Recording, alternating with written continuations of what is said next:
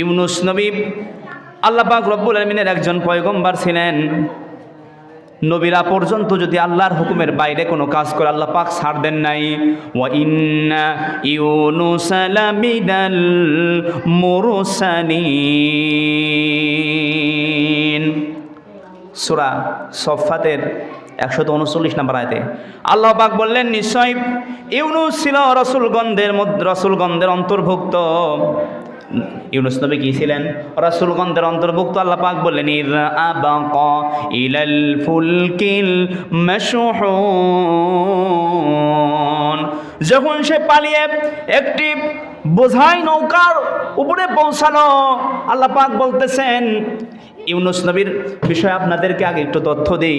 ইউনুস নবী যেই কওমের ভিতরে ছিল, ওই কওমের ওই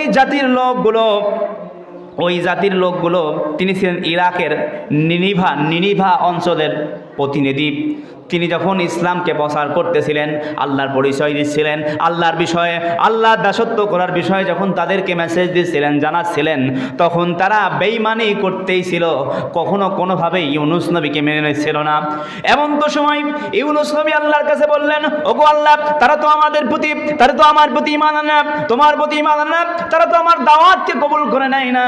তখন আল্লাহ পাক রব্বুল আলামিনের নির্দেশ আসার আগেই তিনি তার এলাকা ছেড়ে চলে গেলেন। আল্লাহর নির্দেশে এলাকা থেকে একটু দূরে গেলেন। দূরে যাওয়ার পরে এরপরে তিনি যাওয়ার আগে তার এলাকাবাসীদেরকে একটা কথা বলে গেলেন, ওগো আমার কওম, ওগো আমার জাতি, তোমরা শোনো, 3 দিনের ভিতরে তোমাদের ভিতরে একটা বিশাল গজব আসবে, যেই গজবে তোমরা সবাই ধ্বংস হয়ে যাবা। কয়দিন? 3 দিনের ভিতরে বিশাল গজব আসবে। ইউনুস আলাইহিস সালাম বলে গেলেন। তখন তার কওমের লোকেরা বলাবলি করতে লাগলো, ইউনুস তো কখনো মিথ্যা কথা বলে না। কি বলে না? ইউনুস তো কখনো মিথ্যা কথা বলে না, তার মানে গজব অবশ্যই আসবে।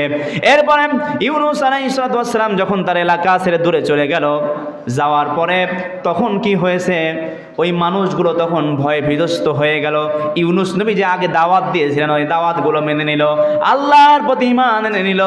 ঈমান আনার পরে আল্লাহ পাক রব্বুল আলামিনের পথে অবিচল অটল থাকার কারণে আল্লাহ পাক তাদের থেকে গজবটা উঠায় নিলেন। কি করলেন? গজব উঠায় নিলেন। এরপর আল্লাহ পাক রব্বুল আলামিন তাদের উপরে গজব নাজিল করলেন না। ইউনুস নবী শুনতে পারলেন যে আল্লাহর গজব আসে নাই। তখন ইউনুস নবী ভাবছে যে আমি যদি আমার এই কওমের কাছে ফিরে যাই, তাহলে তো আমার খবর আছে, আমাকে তোরা মেরে ফেলবে, বলে তুমি মিথ্যাবাদী। এখন এই জন্য ইউনুস নবী পালানোর জন্য চলে গেলেন। নবী কিন্তু বলেছিলেন, যদি তারা আল্লাহর পথে না আসতো তাহলে অবশ্যই তাদের উপর গজব এসে যেত।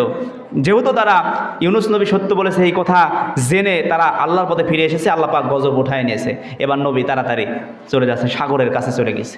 সাগরের কাছে যাওয়ার পরে একটা ভর্তি নৌকার উপরে যখন উঠে পড়েছে, নৌকাটা যখন নদীর মাঝ বরাবর চলে গেছে, মাঝ বরাবর যখন চলে গেল, যাওয়ার পরে তখন নৌকাটা ডুবে যাচ্ছে। কি যাচ্ছে? ডুবে যাচ্ছে। ডুবে যখন যাচ্ছে তখন নৌকার ভিতরে একজন লোক বলতেছে, একজনকে নামায় ফেলতে হবে, লটারি করো। কি করো?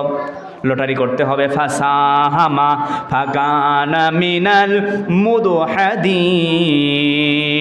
অতঃপর সেই লটারিতে শরীক হলো এবং তাকে পরাভূত হলো। বারবার লটারি করার পরেই কার নামে আসে বলেন? হযরত ইউনুস নবীর নাম আসে। এত পাপিষ্ঠ মানুষ থাকা সত্ত্বেও, অন্যান্য মানুষ থাকা সত্ত্বেও কারণ নাম আসে না। নাম আসে বারে বারে, কারণ নবীরা ভুল করেছে, আল্লাহ পাক নবীদেরকেও ধরেছেন। তাহলে আমরা ভুল করলে আল্লাহ পাক আমাদের কি ছেড়ে দিবেন? আল্লাহ পাক রব্বুল আলামিন তারপরেও একজন বড় মানুষ যেহেতু একটা প্রতিনিধি, তিনি ভুল করার কারণে আল্লাহ পাক ছাড় দেন নাই। আল্লাহ পাক রব্বুল আলামিন এইবার কি করলেন, ইউনুস নবীর নাম বারে বারে লটারি করে নাম একজনের আসে, ইউনুসের 3 বার পর্যন্ত করার পরে যখন ইউনুস নবীর নাম আসলেন, ইউনুস নবীর সঙ্গে সঙ্গে পানির ভিতরে লাফ দিলেন, অথবা তাকে ঠেলা দিয়ে ফেলে দেওয়া হলো। আল্লাহ পাক রব্বুল আলামিন তারপরে বললেন, ফালতাকামাহুল হুতু ওয়া হুয়া মুলিম, তারপর মাছ তাকে গিলে ফেললো। কি ফেললো? ওখানেই ছিল, প্রস্তুত ছিল মাছ তাকে গিলে ফেললো। তখন সে নিজেকে ধিক্কা দিতে থাকলো, আল্লাহর হুকুম আসার আগেই আমি কেন পালাচ্ছিলাম? কি করছিলাম? আল্লাহ পাক তো আমাকে বলেন নাই, তার আগেই কেন আমি চলে যাচ্ছিলাম? এরপর আল্লাহ পাক বললেন, ফালাউ লা আন্নাহু কানা মিনাল মুসাব্বিহিন, বিপদে পড়লেই তাসবিহ করতে হবে কার? আল্লাহ পাকের। তিনি আল্লাহ পাকের তাসবিহ পড়লেন, আল্লাহ পাকের কাছে নত হলেন, আল্লাহ তাসবিহ পাঠে তিনি অবিচল থাকলেন। এরপরে কি তাসবিহ বললেন? সবাই আমার সাথে জবান ছেড়ে বলেন, ফিল যুলুমাতি আল্লা ইলাহা ইল্লা আনতা সুবহানাকা ইন্নী কুনতু মিনাজ জালিমিন। তিনি আল্লাহর তাসবিহ বললেন, আল্লাহ গো, তুমি ছাড়া কোনো মাবুদ নেই, তুমি পবিত্র, নিশ্চয় আমি একজন অপরাধী। নিজেকে অপরাধী বলে স্বীকার করলেন। আর যখন অপরাধী বলে স্বীকার করেন, আমার আল্লাহ পাক তার অপরাধগুলোকে ক্ষমা করেন না, এমন রব আমার আল্লাহ না। কারণ আমার আল্লাহর নাম হলো রহমান। বলেন ঠিক কিনা?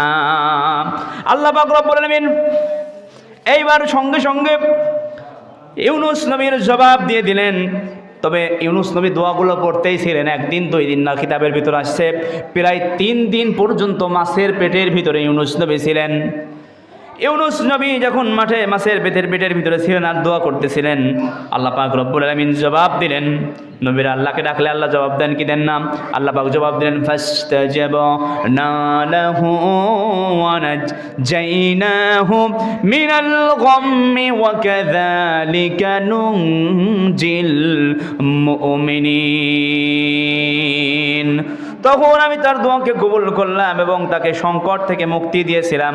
এভাবেই আমি ঈমানদারদেরকে মুক্তি দিয়ে থাকি। বলেন সুবহানাল্লাহ। তার মানে বিপদে আপদে সমস্যায় সমাধান চাবো কার কাছে? বলেন কার কাছে চাবো?